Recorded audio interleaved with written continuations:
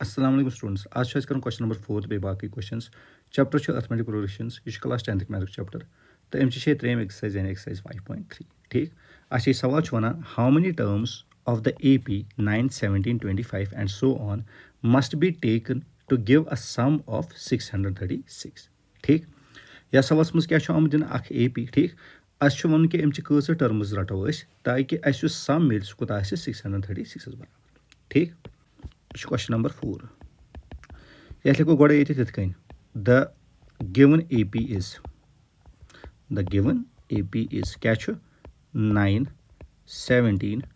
25 and so on ठीक अच्छा one तो टर्म्स A1 9 A2 17 D क्या बन सह बन A2 माइनस A1 यानी कि 17 माइनस 9 सह कर बराबर गो सह गो 8 बराबर ठीक अच्छा ये करो रटो n टर्म्स तीस टर्म्स यून सम कूत 636 मतलब लिखो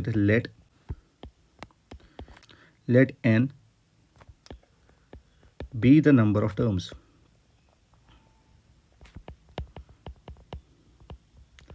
ठीक taken to give the sum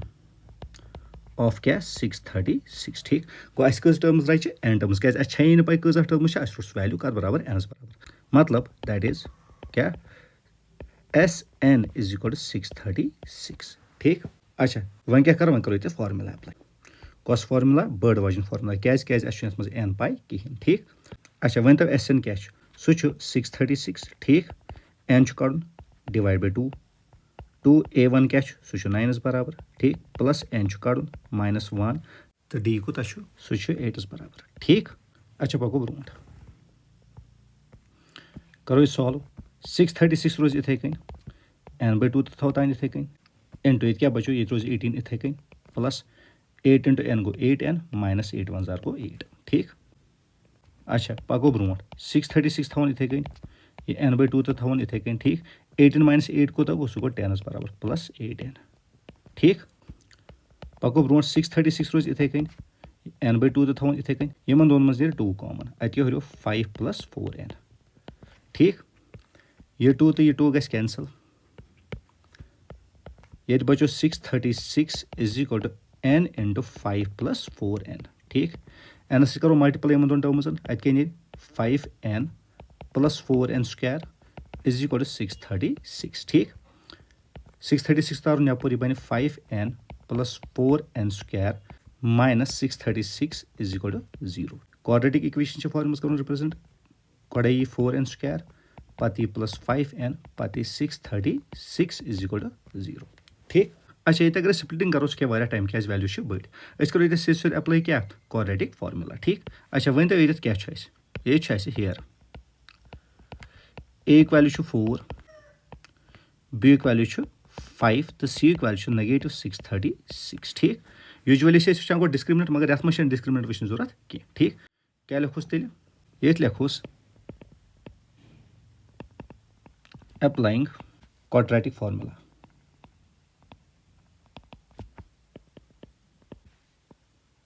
अच्छा क्या क्वाड्रेटिक मज कुछ वेरिएबल n ते लिखो ये क्या n यानी कि n is equal to negative b plus minus √ क्या b square minus 4ac whole divide by क्या 2a ठीक अच्छा वन तो b वैल्यू सह 5 माइनस गो सत प्लस माइनस √ क्या b वैल्यू गो बे 5 यानी 5 स्क्वायर माइनस 4 a वैल्यू 4 ठीक तो c वैल्यू नेगेटिव 636 ठीक तो होल डिवाइड बाय क्या यस 2a वैल्यू गोस बे 4 बराबर ठीक पको ब्रो -5 रोज इथे कन प्लस माइनस √ ठीक 5 5 ज़र 25 प्लस 4 4 ज़र गो 16 16 × 636 क्या गो सह गो 10176 ठीक होल डिवाइड बाय क्या 2 × 4 गो 8 ठीक पको ब्रो यह गो -5 प्लस माइनस इन दोन करो एड सह बन 10201 बराबर ठीक होल डिवाइड बाय क्या 8 ठीक फर्दर करो सॉल्व यह बन -5 प्लस माइनस 10201 के रूट गो यह गो 101 रूट ठीक डिवाइड बाय 8 ठीक अच्छा अम मतलब अस नीर अनिक जो वैल्यू क्या क्या अख नीर -5 + 101/8 तो ब्या बन -5 - 101/8 चलो यम लिखो यप यम साइड ठीक गो ये लिखो therefore n is equal to -5 + 101 divide by 8 या होल डिवाइड बाई 8 ठीक और n is equal to -5 - 101 whole divide by क्या 8 ठीक चलो लेफ्ट वाला एक्सप्रेशन करो सॉल्व ये नीर n is equal to ये नीर माइनस कर कूता 96 ठीक डिवाइड बाई 8 ठीक ये gas cancellation 8 1s are 8 12s are ठीक क्या द्राय n वैल्यू सह द्राव n is equal to 12 ठीक वह करो न्यूयॉर्क एक्सप्रेशन सॉल्व ये बन n is equal to minus minus go plus ये बन -106 ठीक होल डिवाइड बाई 8 ठीक ये गैस कैंसलेशन 2 4s are गो 8 2 × 53 गो 106 तो यह मतलब गो योर क्या द्राव n वैल्यू -53/4 ठीक बे पाई कि n रिप्रेजेंट कर नंबर ऑफ टर्म्स गो ये नेगेटिव कह ठीक एक्सेप्टेबल वैल्यू 12 तेल कस टर्म्स रटने ताकि सम 636 12 ठीक क्या लिखुस ये लिखुस but number of terms cannot be क्या नेगेटिव ठीक so n is equal to -53/4 is neglected या रिजेक्टेड ठीक वन तो तेल क्या लिखुस बन कन therefore number of terms taken to give a sum of 636 is equal to n is equal to कद बराबर 12 बराबर ठीक तो इत गई सवाल कंप्लीट क्या द्राय तमें n वैल्यू 12 ठीक पको नेक्स्ट क्वेश्चन कुन यह क्वेश्चन वनान the first term of an AP is 5 the last term is 45 and the sum is 400 ठीक find the number of terms and the common difference ठीक या सवाल मज क्या आमुत दिन फर्स्ट टर्म आमुत दिन लास्ट टर्म आमुत दिन बे सम आमुत दिन ठीक अस कड़न n तो बे d ठीक यह क्वेश्चन नंबर 5 ठीक अच्छा वन तो गोड़े क्या मज फर्स्ट टर्म यानी A1 कूता 5 बराबर लास्ट टर्म यानी AN या वनो L ठीक कूता 45 बराबर ठीक अच्छा अच्छा पे कज़ा टर्म्स लिखो क्या तम टर्म्स कज़ा रटोक n ठीक लिखो late n be the number of terms ठीक and d be the common difference यानी कि तस रटस कॉमन डिफरेंस कत बराबर ds बराबर ठीक गो n नंबर ऑफ टर्म्स तो d कॉमन डिफरेंस ठीक अच्छा सम 400 ठीक मगर अस मा पे कस टर्म्स अस रोटन गए n गो दैट मीन्स यह बन sn ठीक क्या लिखोस sum of first n terms यानी sn कूता सह 400 ठीक अच्छा क्या a तो दिथ या A1 तो बे n दिथ ठीक करो समझ फॉर्मूला अप्लाई मगर लकट वाजन ठीक क्या लिखो ये लिखो sum of first n terms of an AP is given by ठीक चलो त्रो वैल्यूज sn क्या सह 400 n कड़न डिवाइड बाय 2 A1 क्या या A वनो सह 5 बराबर प्लस गोस 45 ठीक पकतो ब्रो 400 रोज इथे कन n बाय 2 तो रोज इथे कन 5 + 45 गो 50 ठीक ये गस cancellation 2 1s are 2 25s are ठीक तो मतलब क्या गो मतलब गो 25 n द्राव कत बराबर 400 बराबर ठीक सह गो n is equal to 400 divide by 25 बे गस cancellation 25 1s are 25 16s are ठीक तो मतलब गो n वैल्यू क्या द्राव सह द्राव 16 बराबर ठीक तो कोड अस सवाल मज क्या n यानी नंबर ऑफ टर्म्स ठीक अच्छा वह क्या कड़न वह कड़न अस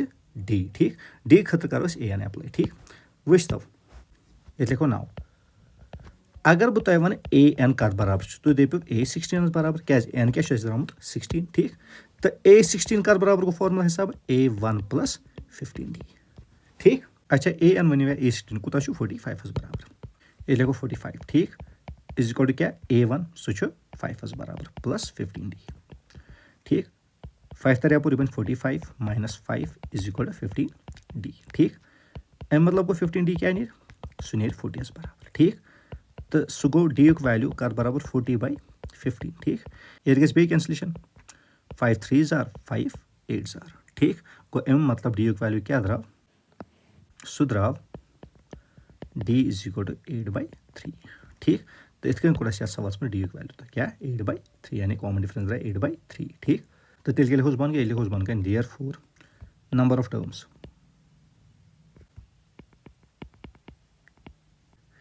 is equal to n is equal to 16 and common difference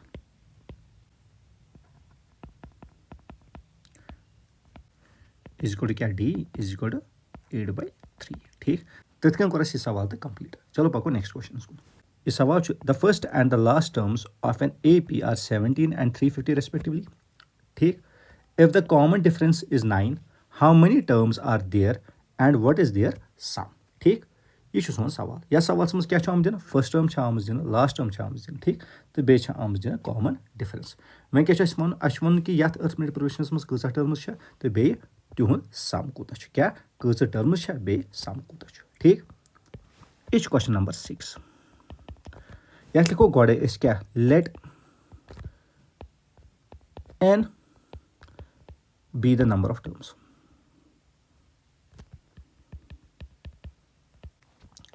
ठीक वन तो फर्स्ट टर्म क्या लिखोस हेयर फर्स्ट टर्म यानी A1 कर बराबर 17 ठीक लास्ट टर्म सो क्या बन पाने सो बन AN बराबर कूता 350 ठीक अच्छा कॉमन डिफरेंस क्या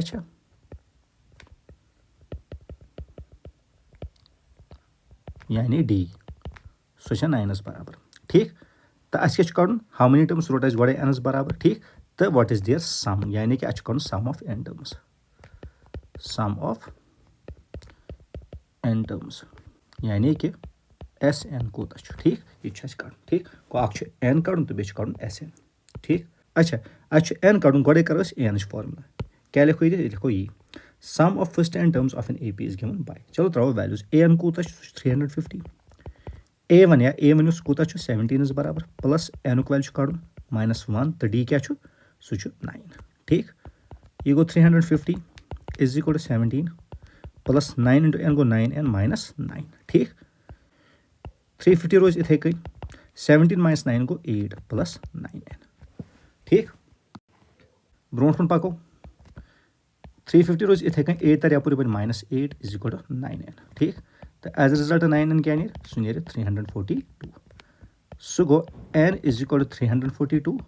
डिवाइड बाय 9 ठीक ये cancellation 9 1s are 9 3s are 9 8s are 9 38 are कूत गो 342 तो अम मतलब क्या गो क्या द्राव n वैल्यू सह द्राव 38 बराबर ठीक तथ कन द्राव अत नंबर ऑफ टर्म्स ठीक कर बराबर 38 बराबर ठीक मैं क्या कड़ SN ठीक SN खतर क्या करो लकट फॉर्मूला अप्लाई क्या A तो दिथ AN तो बे n तो पाई ठीक क्या लिखोस ये लिखोस sum of first n terms of an AP is given by ठीक चलो त्रो वैल्यूज SN यानी कि S38 ठीक is equal to n value गो 38 डिवाइड बाय 2 A क्या सह 17 तो AN क्या सह 350 ठीक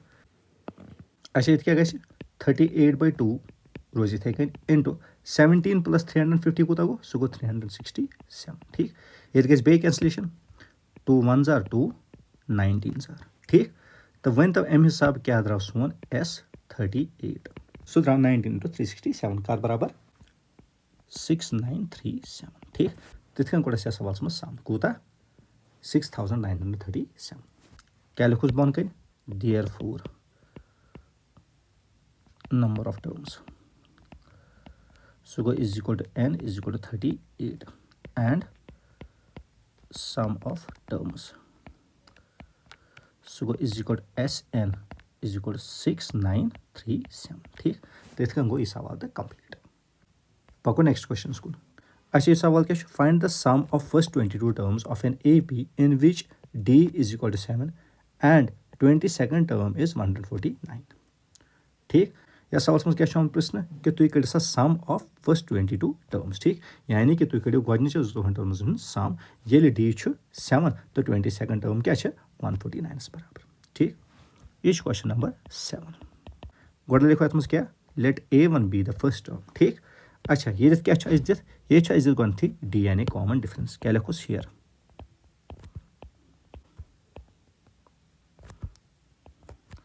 कॉमन डिफरेंस यानी डी कसा 7 बराबर ठीक अच्छा बे क्या 22nd टर्म ठीक एंड 22nd टर्म सह गो a22 कूता 149 बराबर ठीक अच्छा वह क्या कड़न वन सवाल सम ऑफ फर्स्ट 22 टर्म्स यानी कि S22 कूता ठीक अच्छा गोड़े वो क्या लिखो एज A22 इज इक्वल 149 ठीक A22 कत बराबर सह गो A1 + 21D ठीक इज इक्वल 149 ठीक अच्छा यह कोड फॉर्मूला हिसाब ठीक A1 छन पाई क्या प्लस 21D क्या सह 7 ठीक इज इक्वल 149 ठीक मतलब गो A1 बन 21 × 7 कूत गो सह गो 147 ठीक इज इक्वल 149 ठीक तो A1 बन हिसाब क्या 149 - 147 तो एज अ रिजल्ट A1 क्या नीर सह नीर 2 बराबर गो इत कड़ गोड़े क्या फर्स्ट टर्म ठीक कर बराबर 2 बराबर ठीक तेल क्या बन first term therefore first term is equal A1 is equal 2 ठीक अच्छा वह क्या करो अम पे समझ फार्मूला अप्लाई सो करो लकट फार्मूला अप्लाई क्या वो कित अगर बह लिख SN जाए S22 ठीक एनुक वैल्यू क्या बनो पाने 22 गो ये बन 22/2 ठीक इंटू अच्छा A1 कोड कूत द्राव सह द्राव 2 बराबर AN क्या AN बना पाने A22 बराबर ठीक बिल्कुल तो A22 दिथ ठीक तो इत ग ईजी कर ठीक अच्छा 22/2 रोज इथे कन ठीक इंटू यह गोस 2 + A22 कूत सह 149 ठीक थोड़ा पको ब्रोट ठीक वन तो क्या 22/2 रोज इथे कन ठीक 2 + 149 कर बराबर गो सह 151 बराबर ये कैंसलेशन 2 1 जार 2 11 जार ठीक तो अम हिसाब क्या द्राव S22 सह द्राव 11 × 151 सह कत बराबर गो सह गो 1661 बराबर तो इत कोड़ सम ऑफ फर्स्ट 22 टर्म्स कत बराबर 1661 बराबर ठीक क्या लिखोस बन क्या लिखोस therefore sum of first 22 terms सह गो is equal S22 is equal 1661 ठीक तो इत कोर सवाल तो कंप्लीट चलो पको नेक्स्ट क्वेश्चन कुन यह question वनान find the sum of first 51 terms of an AP whose second and third terms are 14 and 18 respectively ठीक या सवाल मज क्या आम प्रश्न कि तुम करो सा सम ऑफ फर्स्ट 51 टर्म्स यानी कि गोडनिच 51 टर्म्स हूँ सम कड़न ठीक दयम तो त्रेयम टर्म दिथ ठीक चलो वो सवाल कितन करो यह क्वेश्चन नंबर 8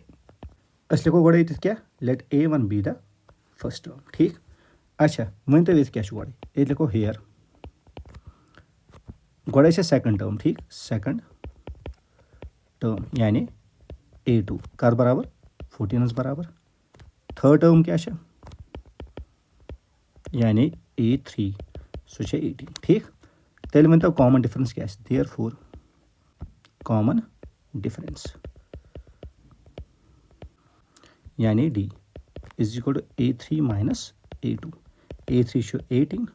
तो A2 14 तो कर बराबर द्राव 4 बराबर यानी कि डिफरेंस बाय 4 बराबर ठीक अच्छा अस क्या कड़न ये कड़न सम ऑफ फर्स्ट 51 टर्म्स यानी S51 इज इक्वल वॉट ठीक अच्छा गोड़े कड़ो क्या फर्स्ट टर्म कित ये लिखो एज A2 इज इक्वल क्या 14 फॉर्म सब कत बराबर गो A2 सह गो A1 + D कूता 14 ठीक अच्छा त्रे तो D वैल्यू सह गो A1 + 4 इज इक्वल 14 ठीक सह गो A1 इज इक्वल 14 - 4 ठीक अच्छा अम हिसाब क्या बन A1 वैल्यू सह नीर कर बराबर 10 बराबर गो कोड गोड़े क्या A1 ठीक ये क्या लिखोस बन क्या लिखोस देयरफॉर फर्स्ट टर्म यानी A1 कर बराबर 10 बराबर ठीक। अच्छा वह क्या कड़न सम ऑफ फर्स्ट 51 टर्म्स ठीक। सो कितना कड़ो ये करो फार्मूला अप्लाई ठीक। ये कर समझ बड़ फार्मूला अप्लाई ठीक क्या लास्ट टर्म दिख कहें ठीक। चलो त्रो वैल्यूज वन तो ये एस एन जाए S51 ठीक गो पाने बनो अमुक वैल्यू क्या 51 बराबर ये लिखो 51/2 ठीक 2A1 कूत कोड़ 10 बराबर प्लस n 51 माइनस गुस 1 तो d कूत सह 4 बराबर ठीक। करो फर्दर सॉल्व 51/2 रोज इथे कहीं ठीक 2 10 गो 20 प्लस 51 माइनस 1 गो 50 ठीक इंटू 4 ठीक पको ब्रोट 51/2 रोज बे इथे कहीं इंटू गोस 20 प्लस 54 गो 200 ठीक। फर्दर करो सॉल्व 51/2 रोज बे इथे कहीं ठीक 20 प्लस 200 गो 220 ठीक ये कैंसलेशन 2 1 2 110 ठीक। तो अमे मतलब गो कि S51 कर बराबर द्राव 51 × 110 ठीक सह गो 5610 ठीक। तो इत कन कोड़ सम ऑफ फर्स्ट 51 टर्म्स कर बराबर 5610 बराबर ठीक। क्या लिखस बोन के लिखो सी therefore sum of first 51 terms सह क्या सह S51 इज इक्वल टू 5610 ठीक। तो इत कन गो यह सवाल तो कंप्लीट पको नेक्स्ट क्वेश्चन कुन question number 9 वनान if the sum of first 7 terms of an AP is 49 and that of 17 terms is 289 find the sum of first n terms ठीक ये सोन सवाल या सवाल मज क्या आमुत वन कि गोडनिचन 7 टर्मन हूं सम कूत 49 तो गोडनिचन 7 टर्मन हूं सम कूत 289 अच कड़न सम ऑफ फर्स्ट n टर्म्स यानी कि अच कड़न SN ठीक। चलो वो सवाल कितने करो यह क्वेश्चन नंबर 9 ठीक गोड़ा लिखो ये क्या let A1 be the first term and D be the common difference ठीक। अच्छा ये जो कंडीशंस गो कंडीशन क्या लिखो अकॉर्डिंग टू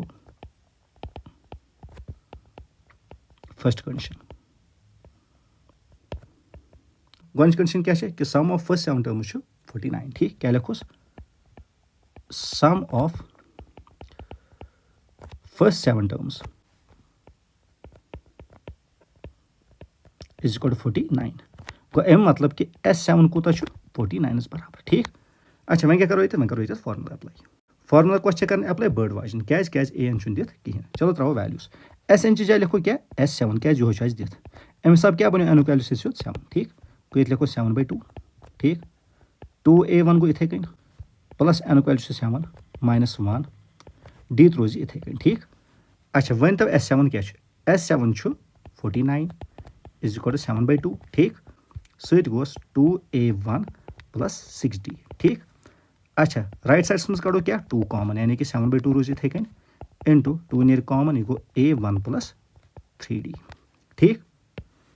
2 तो 2 गि कैंसल अत क्या द्राव 49 is equal to 7 into A1 plus 3D ये 7 तर अपुर गि डिवाइडस मज ठीक गो अमे मतलब 49 divide by 7 is equal to A1 plus 3D ठीक ये कैंसलेशन 7 1 जार 7 7 जार ठीक वन तो अमे सब क्या द्राव A1 प्लस 3D कर बराबर 7 बराबर या थो नाव इक्वेशन फर्स्ट ठीक। अच्छा दम कंडीशन क्या कि sum of first 17 terms is 289 ठीक क्या लिखोस ये लिखोस according to second condition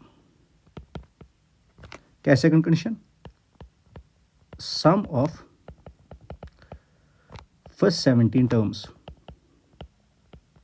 is equal to क्या 289 ठीक गो दैट मीन्स कि S17 हसा कूत 289 बराबर। चलो बे करो सेम फार्मूला अप्लाई क्या लिखो sum of first n terms of an AP is given by ठीक। अच्छा यथ किस मज क्या बन सोन SN यथ किस मज बन सोन SN S17 बराबर ठीक यानी लिखो S17 ठीक अमे सब क्या बनो अमुक वैल्यू 17 तलकन गोस 2 ठीक इंटू 2A1 प्लस अमुक वैल्यू बनो 17 माइनस 1 इंटू D ठीक। अच्छा S17 कूत सह 289 ठीक इज इक्वल टू 17/2 ठीक 2A1 प्लस 16D ठीक ब्रोट पको फर्दर करो सॉल्व। अच्छा 289 रोज इथे कन 17/2 तो रोज इथे कन ये करो 2 बे कॉमन अत हो a1 + ad ठीक 2 तो 2 गस कैंसल ठीक तो अत क्या द्राव अत द्राव 289 is equal to 17 × a1 + ad ठीक बे 17 अपोर गस डिवाइड्स मस क्या लिखोस ये लिखो 289 divide by 17 is equal to a1 +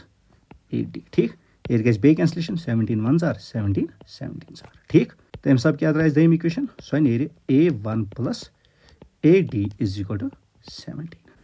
यह बने सन दोम इक्वेशन ठीक अच्छा वह करो कम इक्वेशन सॉल्व कम एलिमिनेशन मेथड से यम दोनों इक्वेशन थो यूकन पहम ठीक क्या जरूरत ठीक चलो करो यम सॉल्व ठीक क्या लिखोस ये लिखोस subtracting equation second from equation first ठीक अच्छा equation first क्या है a1 + 3d is equal to 7 equation second क्या है a1 + ad is equal to 17 ठीक साइंस गसन चेंज ये बन माइनस ये बन माइनस तो ये बन माइनस ठीक अच्छा a1 तो a1 गस कैंसल क्या है पॉजिटिव बैक नेगेटिव ठीक अम सब क्या 3 - 8 गो नेगेटिव 5d ठीक तो 7 - 17 गो नेगेटिव 10 ठीक साइंस गसन कैंसल तो वन तो मतलब क्या गो डी बन कर बराबर 10/5 ठीक कैंसलेशन करो 5 1 जार 5 2 जार ठीक तो इथ द्राव डी वैल्यू कूता 2 बराबर ठीक वन करो यो डी वैल्यू पुट कथ मज फर्स्ट इक्वेशन मज तो कड़ो a1 वैल्यू ठीक क्या लिखोस ये लिखोस putting value of d in equation first ठीक इक्वेशन फर्स्ट क्या है a1 + 3d is equal to 7 a1 रोज इथे कन 3d 2 is equal to 7 ठीक एम मतलब गो a1 + 6 is equal to 7 so go a1 is equal to 7 - 6 तो as a result a1 value क्या द्राव सो द्राव मानस बराबर ठीक तो कट आस मज फर्स्ट टर्म कर बराबर मानस बराबर ठीक तेल क्या लिखोस बोन कन लिखोस बोन कन therefore first term is equal to a1 is equal to 1 ठीक and common difference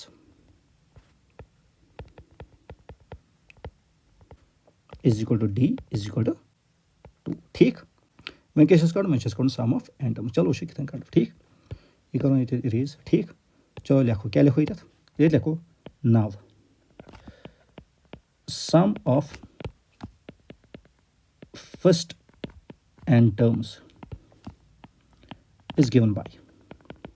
बे करो पन्नी फॉर्मूला अप्लाई कस ये वाजन ठीक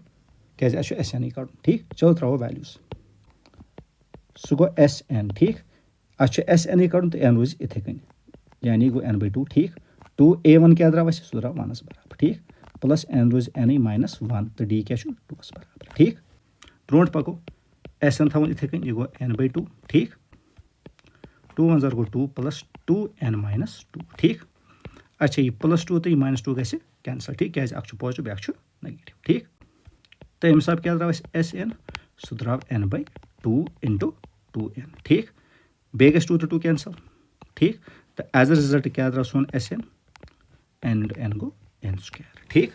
तो इत कन कोड़ एस एन कत बराबर n² बराबर ठीक तो गई सवाल तो कंप्लीट उम्मीद कर पूरी वीडियो आम समझ लाइक शेयर तो सब्सक्राइब कर तो शुक्रिया तुहद पूरे वीडियो खतर खुदा हाफिज।